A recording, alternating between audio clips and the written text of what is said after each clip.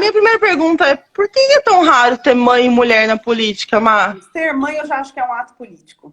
Eu acho que a mulher que opta em ter filhos já está marcando uma posição política, porque de fato não é fácil. Ser mulher nesse Brasil não é fácil. Levar a maternidade, que a gente sabe que muitas vezes ela é romantizada, idealizada, é muito mais difícil também, né? E aí quando você junta-se para a mulher, para aquela mulher, vamos dizer, independente, sem filhos, né, detentora de privilégios, digamos assim, já extremamente perseverar na política, imagina se você é mãe e quer perseverar. Esses dias eu estava participando de uma reunião de um grupo feminista aqui do estado de São Paulo e achei muito interessante que duas mulheres tinham visões diferentes da maternidade. Uma delas dizia que a maternidade a incluiu na vida política, que era extremamente difícil, mas que quando ela teve filhos, ela começou a ter um outro olhar do mundo e a partir daí ela achou que era importante então que ela participasse da vida pública, da vida política do Brasil. A outra falou, mas como assim? Porque foi justamente a maternidade que me afastou da política. Eu sempre fui militante, ativista, sempre estava em todos os movimentos. Enfim, e quando eu tive meus filhos, eu não consegui cumprir mais com os meus compromissos, com a minha militância, porque de fato você tem uma outra responsabilidade. Isso tudo para dizer que eu acho que é raro termos mães na política por alguns aspectos principais. Primeiro que os partidos políticos continuam sendo hostis, né, para as mulheres. Então, quando a gente fala de participação feminina, mulheres eleitas, elas têm que obrigatoriamente passar por essa questão partidária. Então, vejam que ninguém gosta de dividir poder, deveriam gostar, mas não gostam, os homens não gostam de dividir poder, e, portanto, dividir poder com mulher ainda é um tanto quanto mais difícil para eles. Então, já é difícil essa inserção pelo próprio ambiente político partidário. Depois, a gente tem essa questão cultural de que filhos e filhas continuam sendo responsabilidade exclusivamente da mãe. E aí, acho que uma das coisas que a gente pode ir conversando e tratar ao longo, né, desse bate-papo, fica muito claro quando a gente tem uma licença maternidade para a mãe e você não tem uma licença.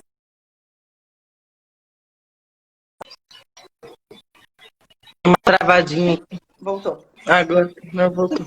Então, veja que a própria legislação já trata de maneira diferente. É claro que a mãe vai amamentar, a mulher que vai amamentar, mas a responsabilidade, a corresponsabilidade deveria ser do casal que mora juntos, ou ainda que não morem juntos, do pai e mãe, né?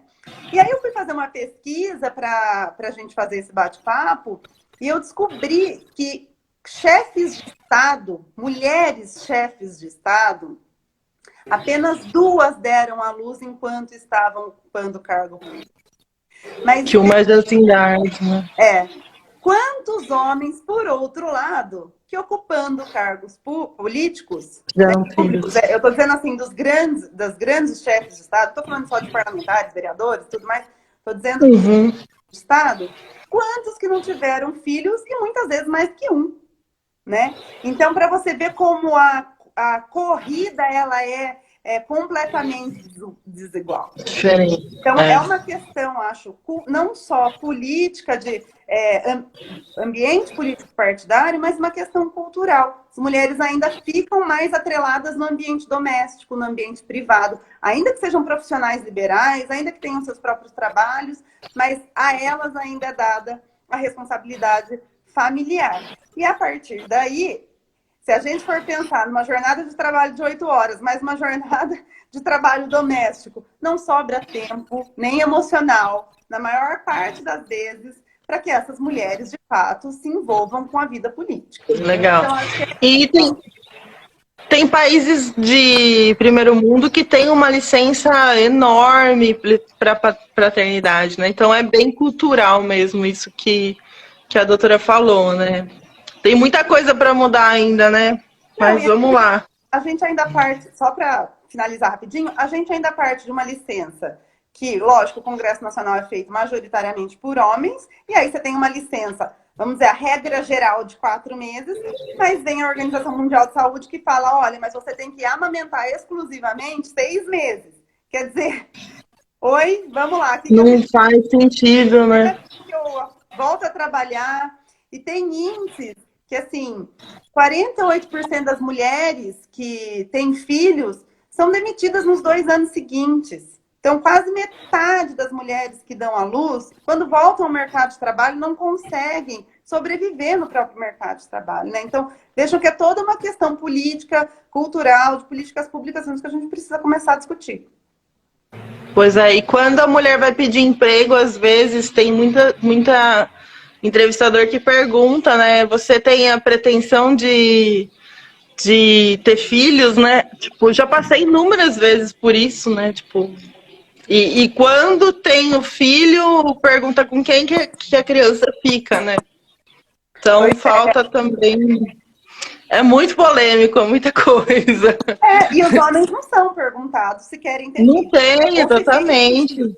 Né? Então, assim, as mulheres invariavelmente recebem esse questionamento. E é assim, você tem filhos, ou você pretende ter filhos, né? Como se a responsabilidade... Que aí vai dar problema para eles. Os homens, de fato, não são questionados nesse item de maneira alguma. Fora de cogitação. Pois é. Fora de... É cultura mesmo, né? E tem aqui uma outra pergunta. Você pode explicar para a gente como funciona o fundo de campanha desses 30%, que eu acho que é uma coisa interessante para as pessoas que têm intenção de se candidatar, né? O que é esse fundo de campanha, a destinação de 30% do fundo partidário para candidaturas femininas? Para a gente falar do fundo e dessa destinação dos 30%, a gente precisa falar da lei eleitoral que faz reserva de candidaturas. Então, a gente tem lá a Lei 9.504, de 97, que no artigo 10, parágrafo 3º, ela reserva toda eleição proporcional, vale dizer, para os poderes legislativos, Câmara de Vereadores, Assembleia Legislativa Estadual e Câmara dos Deputados, partidos políticos têm que reservar de todos os seus candidatos 30% de vagas para um determinado sexo. A gente sabe para as mulheres, mas é para um determinado para um sexo. Poderia ser 70 mulheres, 30 homens. A gente sabe que essa lei veio justamente para fomentar a participação feminina, porque as mulheres não chegavam nessa esfera de poder. Então, a gente tem essa legislação que obriga a reserva desde 2009. Essa legislação de cotas, que a gente chama, ela existe desde 95, mas era facultativa e tal. Em 2009, ela vira obrigatória. Mas veja, algumas coisas são feitas, às vezes, para não funcionar. Em 2009, o que a gente tinha? Reserva de candidaturas. Era assim, basicamente, vocês querem ser candidatas? Então tá aqui, vocês têm um número X reservados para poder serem candidatos. Você não tinha visibilidade, que é aparição na propaganda eleitoral, e você não tinha investimento. Então, você só tinha lá a reserva de poder ser candidato. E até hoje, em todas as eleições que eu já trabalhei, eu nunca vi uma mulher ser eleita, e um homem também, sem visibilidade e sem investimento na campanha. Isso só mudou em 2018. Olha para você ver. E aí, os índices de mulheres eleitas, que oscilavam em 10%, em 2018 saltou para 15%. Então, aí foi extensivo esse mesmo... Então, o que agora tem? Qual que é a regra que vale? Inclusive para o fundo. Mesmo percentual de candidaturas de mulheres deve ser observado para o financiamento de campanha para o FEFEC e também para aparição na propaganda eleitoral gratuita. Certo? Tá ouvindo? Tá. Tô ouvindo, normal. Como que funciona agora? Partido que receber fundo especial de financiamento de campanha vai ter que reservar para aquele mesmo percentual de mulheres candidatas, um valor desse fundo para o investimento dessas campanhas, tá? Mas, o que é importante a gente observar? O partido ele tem independência e autonomia. Portanto, ele não precisa dividir igualmente para as mulheres, para todas as mulheres. Ele pode, 1, 2, 3, 10, enfim, que ele acha que tem mais chances, então, e investir mais na candidatura. O que ele não pode é usar esse fundo todo para investir em apenas uma candidatura e deixar as outras sem, porque daí você pode até fazer uma discussão de candidaturas laranja. Uhum. Então, é basicamente a forma que funciona. Os partidos que receberem o fundo, tiverem o mesmo percentual de mulheres candidatas, vão ter que separar um dinheiro do FEFEC no mesmo percentual para o investimento dessas candidaturas femininas. Bacana. Então, é dessa forma que funciona. E aí então, a gente vai ficar alerta para ver se essas candidatas, de fato, vão receber esse dinheiro de financiamento de campanha. Entendi. Né? E elas fazem algum tipo de denúncia para algum órgão quando constata que acontece isso? É que eu acho que as mulheres não têm muito acesso, né? Porque fica aquela questão de ter independência do partido, né? Mas elas têm que ter minimamente. Porque assim, a gente não pode só colocar a mulher para cumprir tabela, para cumprir cota. E vir o dinheiro e elas não terem investimento. Então, eu costumo.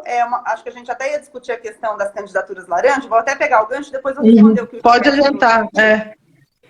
Porque assim, a gente tem dois tipos de candidaturas laranja. A gente tem as mulheres que não sabem que são candidatas, e toda vez que eu falo isso, as pessoas acham que eu estou contando história, mas não é. Nas últimas eleições municipais, 15 mil mulheres não votaram nelas próprias. Então, há 4 Muita gente. A gente já teve 15 mil candidatas que nem elas votaram nelas. Quer dizer, ou elas entraram sabendo que iam só cumprir cota, ou tem muitos casos de mulheres que assinam ficha, participam ali de maneira só pro forma, nem sabem que são candidatas, sabe? Então, Nossa. Esse é o clássico, mas tem outro, que são mulheres abandonadas na corrida eleitoral. Então, a elas é prometido financiamento de campanha, aparição, que o partido político vai investir a ela, e na verdade elas são completamente abandonadas na corrida eleitoral. Então, é isso que elas têm que ficar atentas. Se esse dinheiro do FEFEC que vem, se não está indo só, olha, essas cumpriram tabela, e essa daqui vai ser a única que vai receber o dinheiro, porque a gente quer eleger essa mulher que, de repente, é esposa de um grande coronel, então já tem uma história política na família, enfim. Então, eu acho que é isso. E aí pode-se representar o próprio Ministério Público Eleitoral, as mulheres podem levar essas denúncias ao Ministério Público Eleitoral, à Zona Eleitoral, e a OAB São Paulo, nesse ano, desde fevereiro, lançou um projeto de acompanhar as candidaturas femininas. E a gente também está recebendo denúncias através de e-mail, as subseções têm aderido. E aí você manda um e-mail lá, tem no site, denúncias.candidatas@oabsp.org.br, e a gente, enquanto a OAB não pode tomar nenhuma providência, a não ser fazer o encaminhamento disso para os órgãos competentes. Mas nada, a gente começa a medir, e como diz a nossa conselheira Alice Bianchini, o que não se mede não se muda, então a gente começa a ter dados concretos para, de fato, tentar fazer uma mudança, né, na legislação. E aí eu já vou para a pergunta do Gilberto, que esse é o melhor dos a reservar percentual de cadeiras no Senado, nas Assembleias Legislativas, nas câmaras, no Senado. Porque, veja, a gente tem uma legislação de cotas que está em vigor desde 2015. Desculpa, desde 95. Lá estava escrito deverá preencher e não reservará. Isso já era o suficiente para os dirigentes partidários achar que não era obrigado. Então, você vem com alguns mecanismos legislativos visando a inserção da mulher na política, mas com todo o aparato, essas mulheres ainda não conseguiram chegar nessas esferas de poder. Então, o que é a discussão que a gente precisa começar a fazer? Se a gente tem uma legislação de cotas e elas não têm a mesma condição de concorrer com os homens, a gente precisa não começar a pensar em reserva de cadeiras.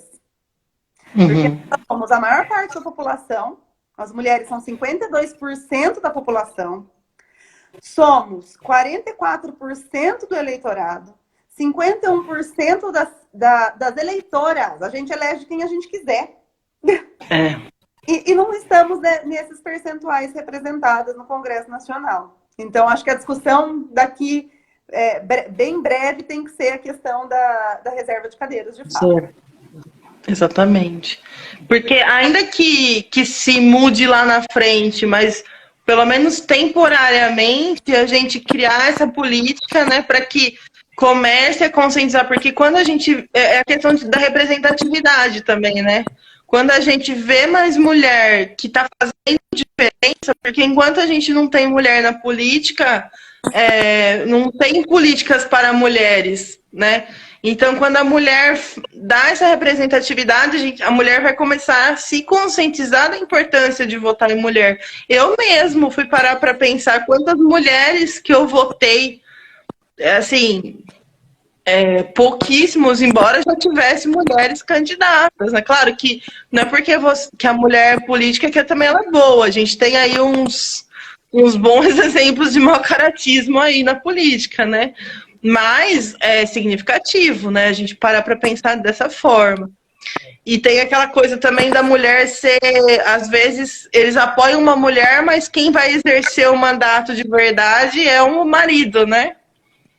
Eu não sei se já chegou a ver uma situação dessa.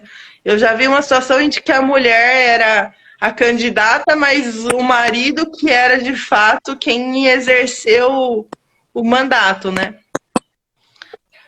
Quanta informação importante, precisamos mesmo saber de tudo isso. Pode falar. Você sabe que tem um índice que mede a questão do perfil das mulheres, e de todas as mulheres eleitas, 49% é praticamente uma oligarquia. São mulheres que já têm tradição política na família. Dessas, 29% receberam o capital eleitoral dos seus maridos. E o restante dos pais ou dos irmãos. Então, quase metade das mulheres que a gente elegeu, elas já têm um capital minado e que foi herança dos homens. Muitas vezes elas são eleitas para reproduzir todo esse mecanismo patriarcal, machista e tudo mais. E aí que eu começo também, acho que é importante a gente fazer uma discussão se eleger uma bancada feminina é o suficiente ou se a gente está feminista no sentido da igualdade, que é o que o feminismo a igualdade, não a superioridade das mulheres. Eu acho que os homens têm que ser parceiros nossos nisso, sabe? A gente tem que caminhar lado a lado. Ninguém tem que ir à frente, não. Mas a gente precisa caminhar lado a lado, cada um com as suas diferenças, por óbvio, mas que a gente tenha condições de igualdade. Porque senão, e veja que curioso, a gente demorou muito tempo para a legislação de cotas pegar. Quem hoje tem um projeto de lei tentando acabar com a legislação de cotas, que as mulheres nem chegaram ainda lá, que a gente nem começou a discutir ainda a reserva de cadeiras, é uma mulher. Tem uma deputada que que fez um projeto de lei visando acabar com a legislação de cotas. E aí a gente precisa começar também, né? Então, quem nós estamos elegendo mulheres, mas são mulheres comprometidas com a pauta de políticas públicas para as mulheres, de defesa das mulheres e tudo mais. E é importante a gente eleger, por exemplo, o projeto de lei de mulheres podendo descer do ônibus em São Paulo a qualquer horário, foi pensado por uma mulher. Porque o homem não consegue imaginar o quanto é aterrorizante para nós andarmos sozinhas à noite. Sim, então, exatamente. Tem muita coisa que não dá, o homem não vai ter essa. Naturalmente, biologicamente, não vai ter essa questão mesmo. Imagina a questão da amamentação, do parto, né? Como que o homem vai pensar nisso? Assim? Malemar, a gente tem uns médicos que mal compreendem, né?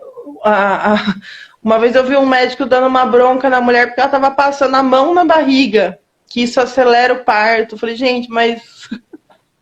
Sabe, tipo assim, a falta de sensibilidade é tamanha, né? Imagina como que um médico vai criar uma demanda contra a violência obstétrica, né? Tipo, se é médico, você espera que ele tenha, né, um envolvimento com a saúde, né? E ele não tem essa consciência, então é complicado, né?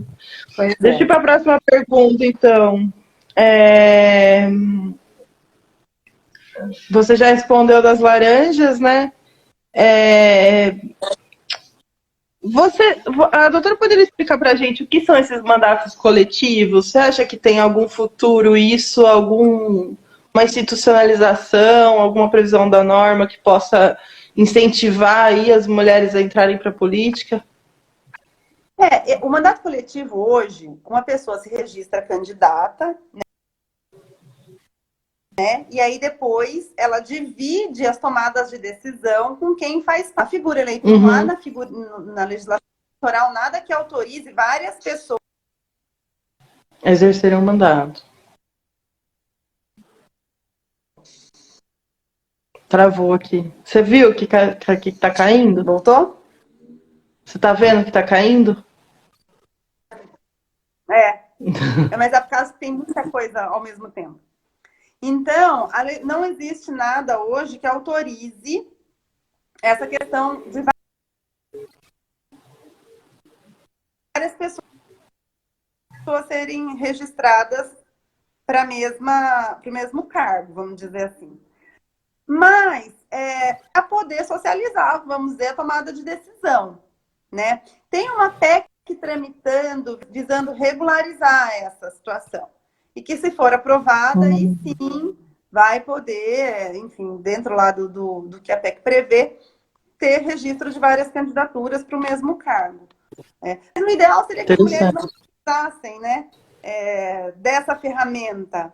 As mulheres, os LGBTs, os negros, negras, não precisassem, né? Então, assim, de um modo geral, as chamadas minorias, que são maiorias, não precisassem, que a gente, de fato, tivesse esse acesso. Por isso que eu acho que a reserva de poder ainda é importante. Afinal de contas, é um voto só, né? Exato, exato. Então, na verdade, ao invés da gente diminuir aí, colocar mais gente dentro do gabinete, o ideal é que o Congresso Nacional ele seja diverso, né? O nosso país é diverso. Então, tudo bem, quer ter uma ala extremamente conservadora, dialogando com uma extremamente liberal, e assim, em todos os temas, sabe? A gente precisa da diversidade, né? E aí eu acho que, não sei se o mandato coletivo, se a gente vai resolver o problema uma vez aprovando, sabe? Eu acho que a gente precisa ter ferramentas de inserção de todo mundo que queira participar da vida política. Interessante, interessante. Você acha que tem tido um crescimento ou um incentivo para as mães participarem da política? Você tem percebido um aumento nesse sentido? Olha, eu não sei se tem tido um incentivo, mas eu acho que as mulheres estão ficando mais donas de si. E aí elas estão tomando passos à frente para falar. E é muito legal, porque nessa eleição eu tenho visto muitas mulheres externando a vontade de serem candidatas, sabe? Então, coisas que a gente não via. Nas últimas eleições, a gente viu os dirigentes sempre indo à vez das mulheres para poder compor a cota e tudo mais. Nessa, elas estão, inclusive, escolhendo os partidos, quando era o prazo ainda de filiação, escolhendo os partidos que tinham mais a ver com elas, com o projeto delas. Então, eu acho que isso vem de uma mudança de geração. Eu falo que as gerações mais novas do que eu, assim, que sou bem mais velha, mas essas meninas que vêm vindo, sabe? Elas dão um banho na gente, no sentido de se posicionar, de ir atrás, de sair candidata, ou de lutar pelos espaços que querem ocupar. Então, eu acho que mais do que um incentivo político, a gente vem assistindo uma mudança de comportamento. E isso é extremamente benéfico. Acho que o país ganha de uma certa forma. É uma pena porque ainda não temos as ferramentas que garantem essa inserção. Pra você ter uma ideia, as mulheres que se aventuram para a vida política, é bom que a gente diga, muitas delas passam por uma violência política de gênero, né? Elas são mais silenciadas. Quem já esteve em Câmara Municipal sabe que para elas conseguirem falar é um negócio. Elas são mais rotuladas. Quem não se lembra, independente da percepção política, do lado político, os adesivos que foram feitos à ex-presidente Dilma. Eu nunca vi, com todos os escalabros que os homens já fizeram nesse país, e a gente está hoje numa situação mas assim, os homens foram os maiores responsáveis, a gente teve uma presidente eleita, mulher, né? Então, todo o resto são homens, e aí independe de partido. Mas, enfim, quem não se lembra desse adesivo? Ou das fake news de tantas mulheres, e aí da própria Joyce Hoffmann, da Manuela Dávila, mulheres de campos completamente partidários diferentes, mas que foram vítimas da mesma violência política. Então, não é fácil. E eles não são vítimas das mesmas quantidades de memes, né? Eles não são, tipo, para pensar, né? Quantos memes de homens, a não ser o Bolsonaro, que ele mesmo já faz por ele mesmo, né? Ele mesmo produz os memes dele, mas os homens não são vítimas de tanta, né, de tanta ofensa como as mulheres são, né? É gritante a diferença, né? Eu nunca tinha parado para pensar sobre isso, mas tem a violência política de gênero, né? A mulher sofre outro tipo de violência que é a violência política agora também, né? Decorrência disso, que ficou constatado com a Joyce Hoffmann. Só que a gente não tem lei, viu, Audrey? A gente não tem lei que pune a violência política de gênero. A gente tem lei Maria, que é super importante, a gente tem lei contra a discriminação no trabalho, mas a gente não tem legislação que pune a violência política de gênero. Para você ver que é praticamente assim, ó, você move o mundo para entrar e mais o mundo para se manter. Para ficar lá, exatamente. E tem que criar uma política, tem que entender do processo legislativo, tem que passar e aí como vai passar uma lei que fale sobre violência política de gênero num Congresso que é maioria homem? Pois é. Acho que vai ser uma missão bem complicada. Eles são os próprios autores. Eles são os autores da violência. Que nem a questão LGBTQ+, lá, que embora tenham pintado lá o Congresso colorido esses dias, a gente sabe que as demandas LGBT são bem complicadas de passar no Congresso Nacional, né? Porque eles têm uma imensa minoria, né? Deixa eu ver outra pergunta. Acho que você acabou falando, eu estava pensando em perguntar sobre o exercício do cargo de mulheres, né, e mulheres e mães, mas eu acho que você tem uma grande experiência aí como advogada para falar um pouco sobre essa vivência das mulheres nos mandatos. Se quiser contribuir para a gente. Olha, é um exercício delas se desdobrarem o tempo todo. Além de sofrerem a violência política, muitas acabam sofrendo todos os tipos de cobrança, até da sociedade de um modo geral. Olha, mas você não está cuidando dos seus filhos, fazendo recorte agora com relação às mães. Seu marido deixa você viajar, participar de congresso, sabe? Elas ainda sofrem isso. E muitas são silenciadas e sofrem. Eu já defendi uma que cometeu muitas aspas, a audácia de querer ser presidente da Câmara e foi ameaçada de expulsão do partido. Você imagina? Ela só queria ser candidata à presidência da mesa. Já defendi outra que o vereador falou para ela voltar para o tanque e ela respondeu, vamos falar assim comigo, mas respondeu num tom acima mesmo, porque ele foi extremamente ofensivo, e abriram uma CPI para caçá-la. Então, vejam que é um exercício de superação. O tempo todo, essas mulheres... Mas é o que você começou a falar no início da live. Quando muitas entram, a gente muda a política. Né? Então, é importante. E é o que eu sempre falo quando a doutora Graça, que é uma conselheira da OAB, ela aparece, a gente chama ela de A Origem. Ontem foi aniversário dela, inclusive. Hoje a gente só pode estar aqui conversando porque nós tivemos mulheres como elas abrindo caminho para nós. E a gente só vai conseguir também incluir mais mulheres na política se cada vez mais as mulheres forem candidatas, eleitas, aguentarem o perrengue e puxar as outras. Eu sou uma franca defensora da sororidade.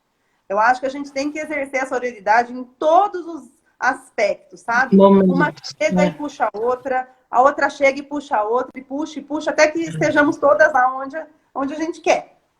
Então, não Exatamente. é fácil. Elas passam todos os tipos de cobrança, violência da sociedade, enfim, dos lugares que ocupam.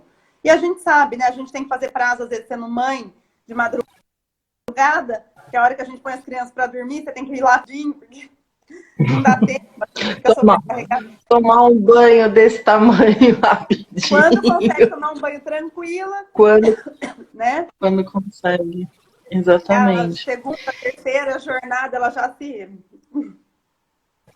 É tripla, não tem como falar que no mínimo tripla, né? Porque você parar para pensar, amanhã, tarde e noite, e nesse tempo todo você é mãe, né? Você continua sendo mãe, né? Tem uma pauta também hoje em dia que eu tenho me deparado, que é de mães de crianças atípicas, né? Que além das políticas para mães, para mulheres, tem a política de mães com filhos deficientes, né? Que é outra questão super importante, porque essas mães ainda também têm uma dificuldade muito grande de entrar na política, porque parar para pensar, né? Eu, por exemplo, na minha condição de privilegiada, eu ainda tenho como acessar, mas tem mães, né, da periferia, né, que não tem nem instrução como chegar até lá, né? E aí, como essas pessoas são representadas? Então, tipo, é uma política mesmo que tem que ser bem reformada, né? Exatamente. E na pandemia, como você acha que vai ficar as campanhas políticas, Maíra? Essa é a grande pergunta, né, dos tempos atuais. Pois é. Eu acho que a campanha... A gente está nessa celeuma se as eleições vão ser adiadas ou não. Até o início dessa semana, o Centrão não tinha se posicionado, não tinha... A gente fazendo a análise aí dos votos na Câmara dos Deputados, a gente medindo, achava que não tinha voto suficiente para adiar. Mas parece que agora o Centrão começou a se movimentar e pode ser que passe essa questão do adiamento. Então, vamos ver como que as coisas vão prosseguir. Se, de todo modo, acredito eu que será uma campanha mais virtual, né? A gente vai ter que usar muita criatividade para estar aí com uma certa condição de disputa na corrida eleitoral. Mas eu acho que tem duas coisas que uma me faz ter preocupação e a outra me faz ser esperançosa.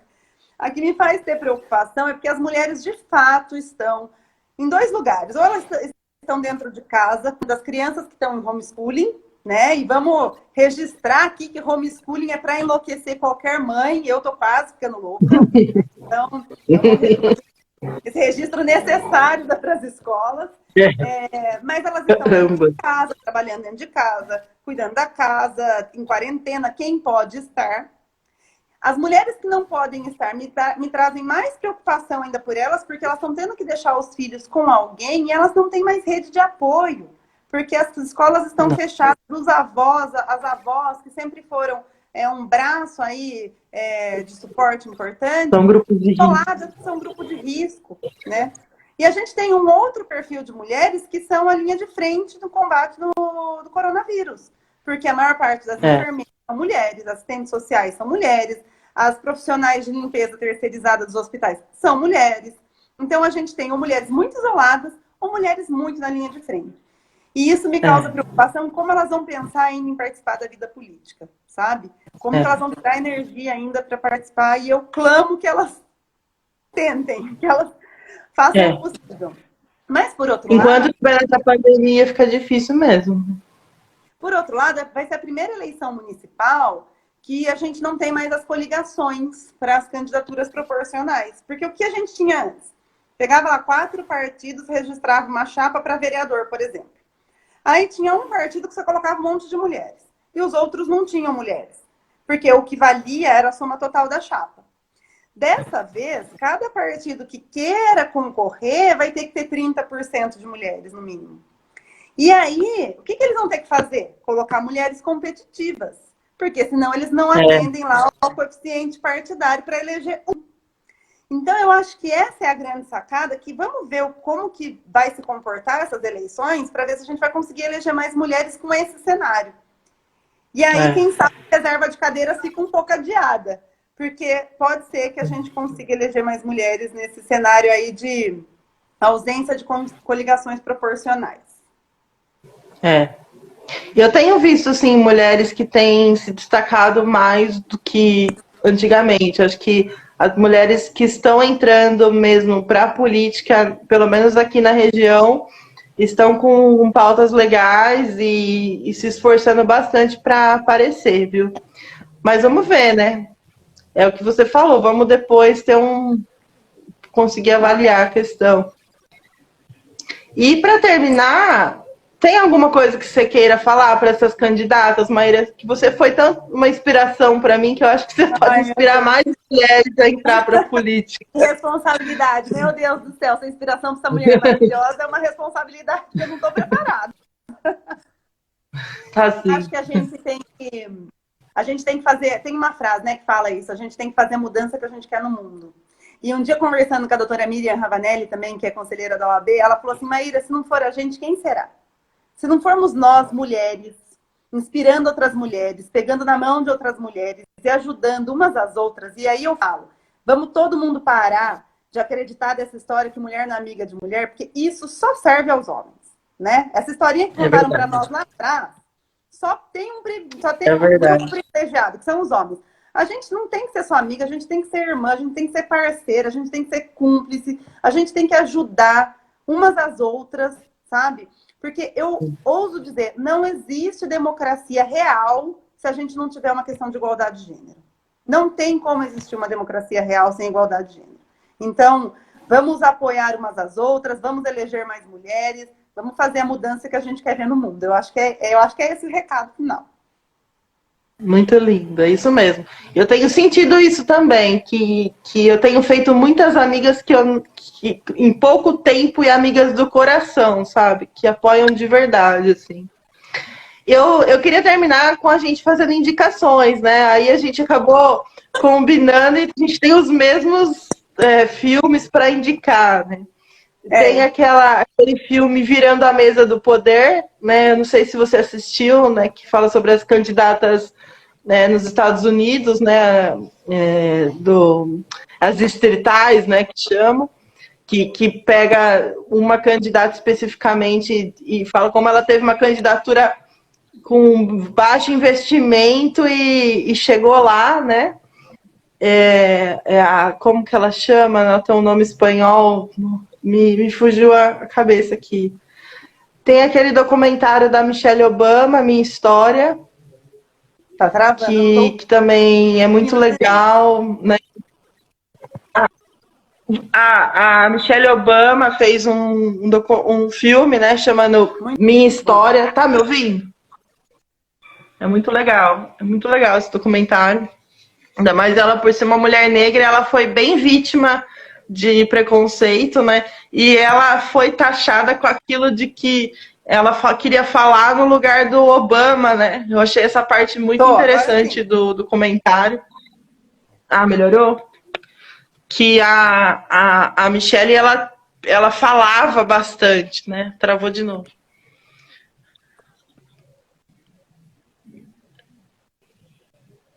Você tá me vendo, me ouvindo, Maíra? Tá travando, né? Tá começando a dar o horário do pico do Instagram. Tá me ouvindo? Agora eu não tô te ouvindo. Tá. Não tô te ouvindo. Melhorou.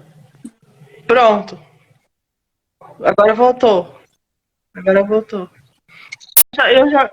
Tá dando horário de... Tá começando a dar o horário de pico, né?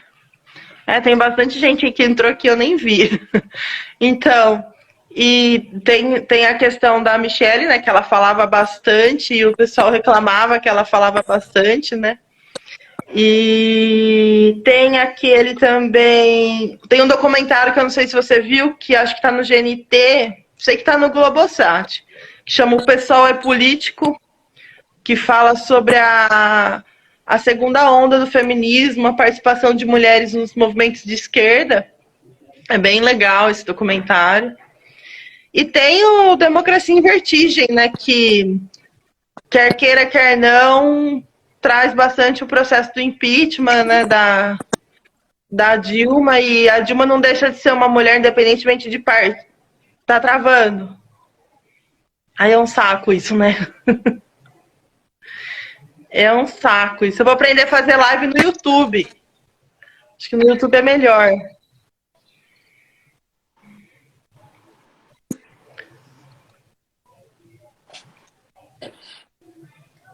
Tá travando bastante. Pronto. Aqui travou. Deixa eu agradecer.